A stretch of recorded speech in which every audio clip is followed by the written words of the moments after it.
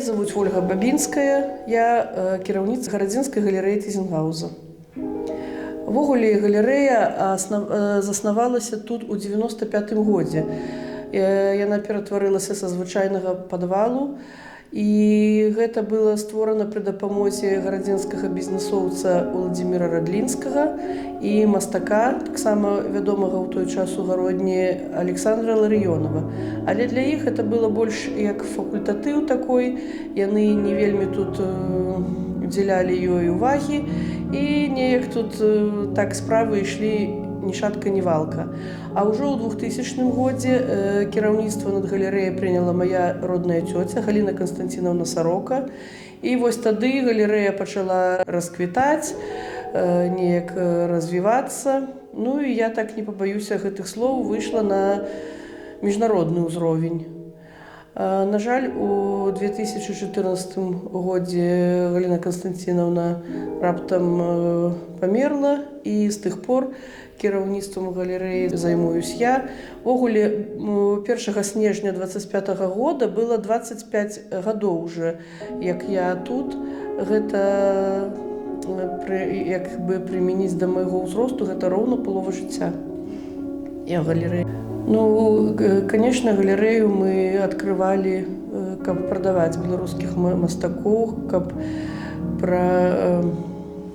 рэкламіраваць, знаёміць гледачэй, таму што я лічу, што Беларусі, а менавіта ў Гародні, шмат насамрэч такіх выбітных мастакоў, якія павінны знаць людзі і як у Беларусі, так і за яе межамі. Мы праводзілі каждыя 3 тыдні, праз каждыя 3 тыдні тут праводзілася асабістая выстава. Мы запрашалі мастакоў, у нас ладзілі выставы і мастакі з Віцебску, з Мінску, другіх нейкіх абласных раённых гарадоў.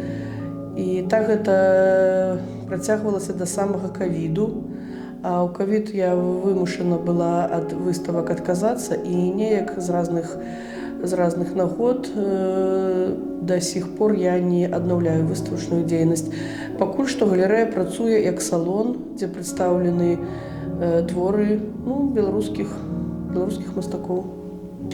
Сам будынак наш, як казаў мастак Александр Ларыёнов, сам будынак у нас з харызмай, таму што гэта будынак другой паловы 18 стагоддзя, пастроены яшчэ Антоніем Тызенгаўзам. Як я распавядаю экскурсіям, якія да нас заходзяць, што у часы Тызенгаўза у нашым тэатры лялечным, які ў той час быў тэатр драматычны, грымела на ўсю Еўропу балетная трупа Тызенгаўза.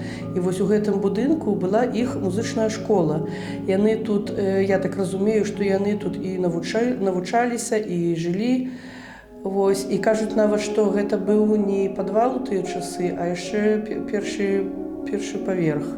Можа быць і так, бо строителі казалі, што пад намі яшчэ ёсць падвал, але лепей, напэўна, нам пра гэта не даведацца. Яшчэ хочу дадаць, што вось калі Антоні Тызенгаўз памёр, балетная трупа пераехала да Варшавы і лічылася самай сильнай у Еўропе, з нашай Гародні. Ну, канешне ж, у галерэю прынесці свае творы могуць не ўсе. Па-першае, хацелася бы, каб мастак быў прафесіяналам. Вось. Ну і яшчэ такая, не ведаю, прафесійна гэта ці не, але твор павінен мне падабацца. Таму што калі я хачу яго прадаць, прапанаваць людзям, я павінна сама яго любіць. І гэта не значыць, што мастакі, якім я адмоўваю, яны плахія мастакі, альбо ў іх дрэнныя творы, гэта проста не маё, і таму я не хачу занімаць яго час і даваць мастаку нейкую надзею. Калісьці на пачатку нашай дзейнасці, тут у 2000 годзе, я памятаю, гэта была позняя восень, пачатак зімы, нас яшчэ не ведалі людзі, да нас амаль ніхто не заходзіў, мы сядзелі тут цёмна, смутна, і так упэўненай такой паходкай да нас спусцілася кошка, усім сваім відам паказвае, што гэта моя хата, я буду тут жыць. Яна так нас здзівіла, І гэта была сапраўдная гарадская кошка са сваім характарам, са сваёй такая, сапраўдная постаць, я бы сказала. Яна была вельмі цікавая, дзіўная па характару. Яна пражыла з намі 14 гадоў, хаця яна прыйшла да нас, скажу так, не дзяўчынкай. І калі яна адышла ўжо па старасці, мы вельмі сумавалі і падумалі, што ўсё, больше нікога другога такога мы не знойдзем, а іншых не хацім.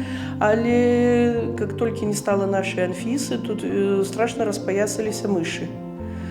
І вось такой практычнай нагоды нам прыйшлось. Першы, хто потым да нас завітаў, а тут у цэнтры горада заўсёды нехта завітвае, ці малы, ці стары. Мы ўсіх стараемся і вылечыць, і знайсці ім добрыя рукі. І вось так хтосьці застаецца. Тут працоўнік па мышам. Зараз у нас жыве такая вельмі сталая пані-кошка Чарнушка. Яна прыйшла таксама ўжо ў такім сталым узросце ў 20-м годзе да нас, у вельмі дрэнным стане. Мы яе прааперавалі, вылечылі, і неяк яна так засталася. І малады з зялёнымі вачыма кот Лаўрык.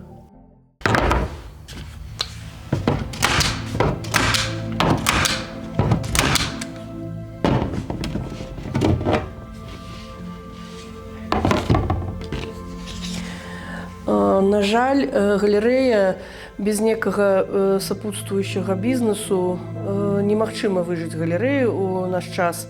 У Гародні засталася з прыватных галерэй толькі галерэя Тызенгауза. А ведь яшчэ пару гадоў таму была такая цудоўная, як галерэя Крыга і галерэя ў майстра. У майстра ўвогуле першая ў Беларусі прыватная галерэя, але складанасці жыцця і мастацтва гэта не патрэба першай такой неабходнасці. Таму, каб галерэя магла сама сябе акупіць, за карцінамі павінна стаяць чарга. А, на жаль, у нашы часы няма чаргі за мастацтвам. Таму, калі мы пачыналі сваю дзейнасць у 2000 годзе, у нас тут было турыстычнае бюро, як такі дапаможны бізнес. А потым, з 2008 года, я раблю гэтыя рамы, апраўляю працы, графіку, вышыўкі, люстэркі, і гэта сапраўды дапамагае выжыць мне і выцягнуць гэтую галерэю і заставіць яе адкрытай для паказу, для жыхароў, для турыстаў, для экскурсій. Неяк мне вельмі хочацца, каб на мне гэта ўсё не скончылася. Дзякуй табе, Лаўрэнцій. Прибежал с улицы, понимаете, чтобы сходить в лоток. Культура. Так в галерее живет, и лоток на сцене. Артисты что-то на сцену ходят. Им в гардеробе неинтересно.